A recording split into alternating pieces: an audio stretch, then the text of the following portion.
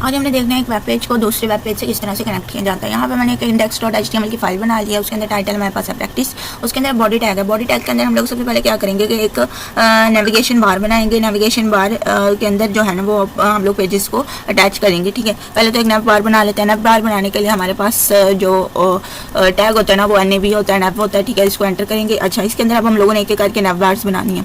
नेव बार किस तरह से बनानी है कि हम लोगों ने क्योंकि नेविगेशन बार के लिंक ज्वाइन करने हैं कि हमारे पास ना एक मेन्यू बार हो और मेन्यू बार के अंदर सबसे पहला हमारे पास जिसको हम होम का कह सके वो हमारे पास index.html हो, उसके बाद हमारे पास एक मेन्यू का ऑप्शन हो और उसके बाद हमारे पास एक कॉन्टैक्ट का ऑप्शन हो। ठीक है, तो इस तरह से हम लोगों ने एक बार बनानी है। तो सबसे पहले हम लोग ना एक मेन्यू की अलग से फाइल बना लेते हैं, क्योंकि हर चीज़ हम लोग इसके अंदर ज्वाइन नहीं करेंगे।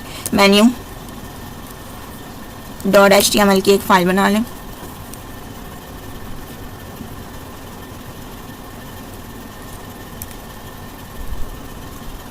ठीक है जी, ये हमारे पास मेन्यू.html की बन गई। उसके बाद एक कोई आपने बनानी है contact.html, ये हमारे पास दूसरी contact.html की बन गई। ठीक है, तो ये दो फाइल्स हमारे पास बन चुकी हैं, दोनों HTML की फाइल्स हम लोगों ने बना ली हैं और ये हमारे पास है मेन फाइल index.html की।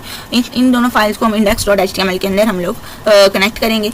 कनेक्ट किस तरह से करेंगे, सबसे पहले आपने यहाँ पे ए टैग इस्तेमाल करना है, एंकर टैग का इस्तेमाल करना है, क्योंकि लिंक्स के लिए अमूमन हम एंकर टैग का इस्तेमाल ही करते हैं। तो एंकर टैग का इस्तेमाल करेंगे। एंकर टैग के अंदर हम लोगों ने एच रेफरेंस के अंदर इनके लिंक्स दे देने हैं। लिंक किस तरह देने हैं जी, सबसे पहले हमारे पास index.html इसी फाइल के ऊपर भी क्लिक करेंगे और यहाँ पे हम लोगों ने उसका नाम लिखना है। तो index.html का नेम हम लिखवा देते हैं होम, के होम लफ्ज़ दिखाएगा तो index.html। होम पे जब हम क्लिक करेंगे तो index.html की फाइल हमारी ओपन होंगी। ठीक है, तो आगे इसी तरह से हम लोगों ने फिर से ए टैग लगाना है, एंकर टैग का इस्तेमाल करेंगे। ओके, आगे हमने क्या है मेन्यू.html को कनेक्ट करना है। तो यहाँ पे हमने मेन्यू.html उसका name as it is name लिखना है जो आपने उधर लिखा होगा। ठीक है, नेक्स्ट इसके अंदर हम लोग लिखते हैं कि ऑप्शन का नाम होगा हमारे पास मेन्यू। ओके, नेक्स्ट हमने क्या करना है जी, एक और बनाएंगे और कॉन्टैक्ट को भी साथ में कनेक्ट कर देंगे। contact.html के पेज को भी कनेक्ट कर देंगे और इसका नाम हम क्या रखेंगे, कॉन्टैक्ट। ओके जी, ये तीनों पेज हमारे जो है वो कनेक्ट हो चुके हैं। अब हम लोग अगर इसको इनके अंदर भी कुछ अरेंजमेंट कर लेना तो फिर हमें नज़र आ जाएगा हमारे पास वो ओपन भी हुआ या नहीं। तो HTML मेन्यू के अंदर भी हम कुछ चीज़ें डाल देते हैं। टाइटल हम तीनों का सेम ही रखेंगे ताकि वेबसाइट का जो टाइटल है वो बिल्कुल भी चेंज ना हो। तो इंडेक्स में हमने जो टाइटल है वो प्रैक्टिस रखा था। ठीक है, तो यहाँ पे भी हम प्रैक्टिस ही टाइटल रख देंगे, क्योंकि वेबसाइट का टाइटल नहीं चेंज करना, मेन्यूज़ आगे पीछे होंगी। Okay, same as it is यहाँ पे भी HTML5।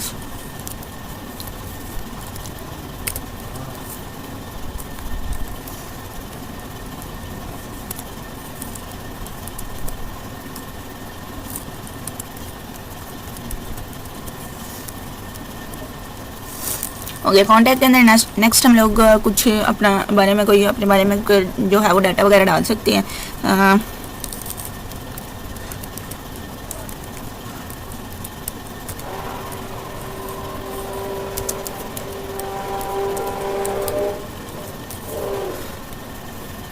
उसके बाद पी टैग के अंदर हम लोग कुछ डाटा डाल सकते हैं।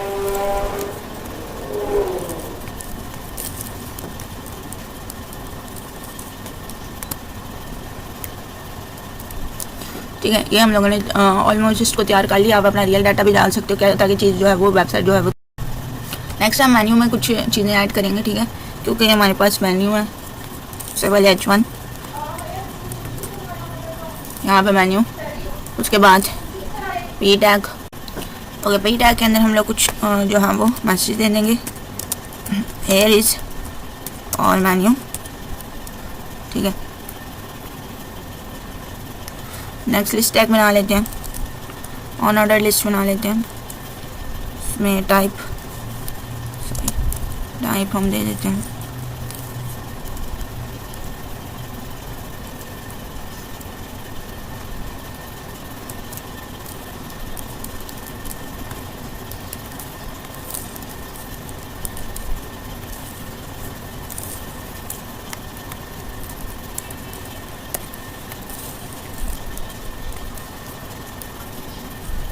और लिस्ट टैग के अंदर मैंने 5 आइटम्स जो हैं वो डाल दिए। ठीक है, ओके, यहाँ पे अब index.html है। अब हम क्या करेंगे, नैव बार की थोड़ा उसकी स्टाइलिंग भी नेविगेशन बार की करेंगे। नेविगेशन बार की स्टाइलिंग करने के लिए हम लोग इंटरनल CSS का इस्तेमाल करेंगे।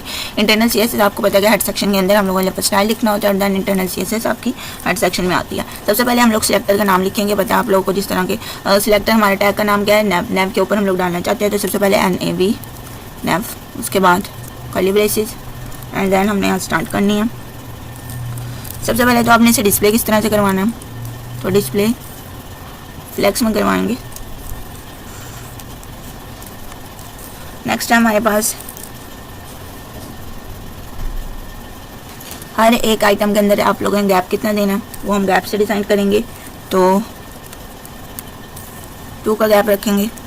उसके बाद बैकग्राउंड कलर क्या रखना है,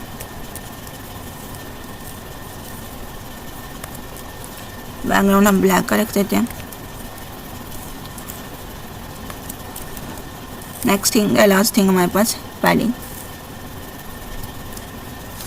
पैडिंग हम लोग 2 साइड्स की देंगे, ठीक है, लेफ्ट और राइट की।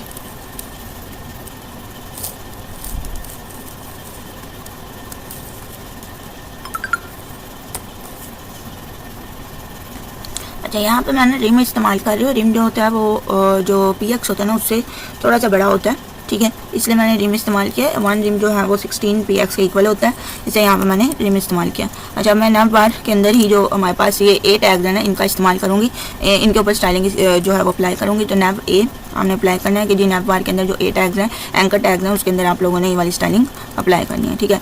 तो सबसे पहले हम लोगों ने कलर लगाना है। कलर वाइट इस्तेमाल कर लेते हैं। उसके बाद आ जाएगा हमारे पास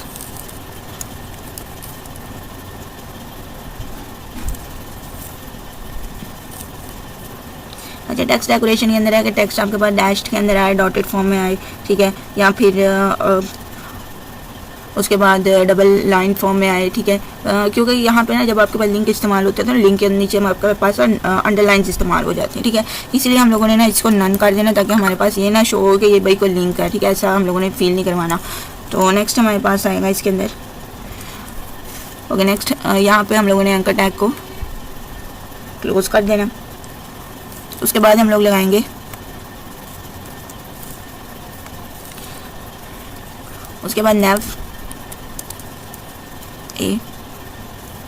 अच्छा, यहाँ पे ना जो एंकर टैग है अब उसके ऊपर जो होवर की प्रॉपर्टी है ना उसके ऊपर हम लोग स्टाइल लगाएंगे। होवर किसे बोलते हैं कि जब आप लोग उसके ऊपर लेके जाएं, अपना माउस का एरो लेके जाए ना तो वो किस तरह से रिएक्ट करे, तो उसके ऊपर आप लोगों प्रॉपर्टी। तो यहाँ पे आप लोगों ने A के बाद हमारे पास आएगा कॉलन, ठीक है, उसके बाद हमारे पास आएगा होवर। ये नीचे आपके पास आ चुके हैं यहाँ पे होवर की प्रॉपर्टी, ठीक है। अब इसके ऊपर हम लोगों ने लगाना है स्टाइल। तो सबसे पहले कि होवर करते वक्त आपके पास कलर क्या है, तो कलर आपके पास आ जाए यहाँ पे गोल्ड का कलर भी होता है, तो वो गोल्ड का कलर आप इस्तेमाल कर सकते हैं। तो गोल्ड का कलर आपके पास आ जाए, ठीक है। अगली चीज़ है कि हम लोगों ने ये चीज़ बतानी है कि इस वक्त कौन सी जो बार है ना वो एक्टिव है, ठीक है। मतलब जो चीज़ आप लोग चूज़ करेंगे ना तो वो भी एक्टिव होनी चाहिए, उसके ऊपर आपके पास एक कलर आना चाहिए कि ये चीज़ इस वक्त आप लोगों ने ये नैव बार जो है वो चूज़ की हुई है। तो उसके लिए आप लोगों ने क्या करना है कि नैव के अंदर ही हमारे पास नैव A डॉट एक्टिव को आपने इस्तेमाल करना।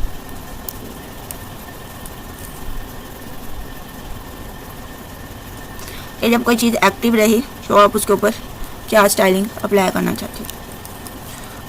तो सबसे पहले अगेन आपके पास आ जाएगा कलर,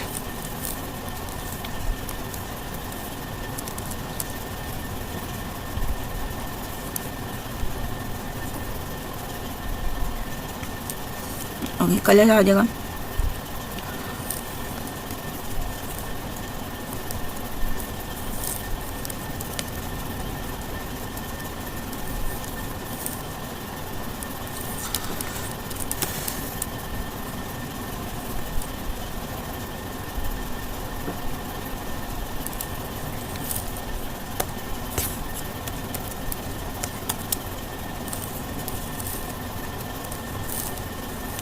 बॉर्डर कुछ दे देंगे 2px का, सॉलिड बोल्ड।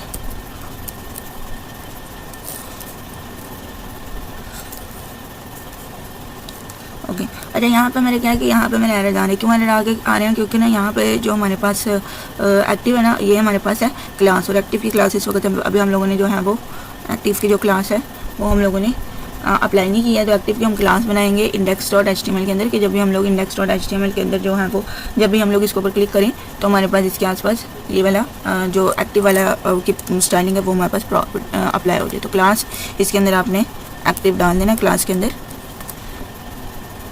तो ये हमारे पास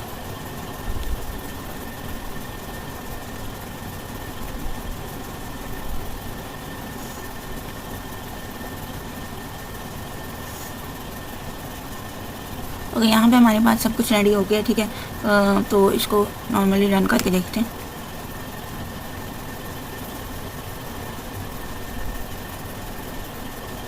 ओके, ये हमारे पास जो है वो बन गया। आप देखिए, ये मैं जो हॉवर की प्रॉपर्टी मैंने लगाई थी वो आप देख सकते हैं कि यहाँ पे जैसे मैं नैव बार के ऊपर इस तरह से ये देखें ये एरो लेके जा रही हूँ तो वो उसका कलर चेंज हो रहा है, ठीक है। ये कलर किस में चेंज हो रहा है जी? गोल्ड के अंदर चेंज हो रहा है जो मैंने लगाया था। तो यहाँ पे भी देखें ये भी गोल्ड के अंदर इस तरह से चेंज हो रहा है। तो एक अच्छी बार बन गई आपके पास, ठीक है। कॉन्टैक्ट, अब इनको प्रेस करके देखते हैं कि लिंक आपस में ज्वाइन भी हुए हैं या नहीं हुए, ठीक है। तो सबसे पहले होम, यहाँ पे हम होम के अंदर ऑलरेडी हैं तो सबसे पहले मेन्यू ओपन कर लेते हैं। तो ये आपके पास मेन्यू आ गया, ठीक है। अब यहाँ पे मेन्यू जब हमने ओपन किया है ना तो हमारे पास है मेन्यू के अंदर नैव बार नहीं आई है। तो यही सेम कोड अगर आप मेन्यू के अंदर भी अप्लाई कर लें तो वहाँ पे भी हमारे पास नेविगेशन बार आ जाए, उस चीज़ें हमारे पास करना जो है वो थोड़ी आसान हो जाए, ठीक है।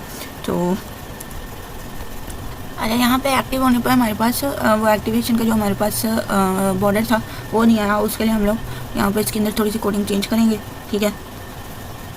ओके, यहाँ पे हम लोग इस्तेमाल कर लेंगे डिस्प्ले को भी। ये हमारे पास इसलिए डिस्प्ले नहीं हो रहा क्योंकि ये हमारे पास ब्लॉक नहीं मारना, ठीक है। तो इनलाइन ब्लॉक एलिमेंट इस्तेमाल करेंगे। उसके बाद थोड़ी सी हम पैडिंग यहाँ पर दे देंगे इसको, ठीक है। पैडिंग हम 4px की दे देते हैं। ओके, अब इसको ट्राई करते हैं।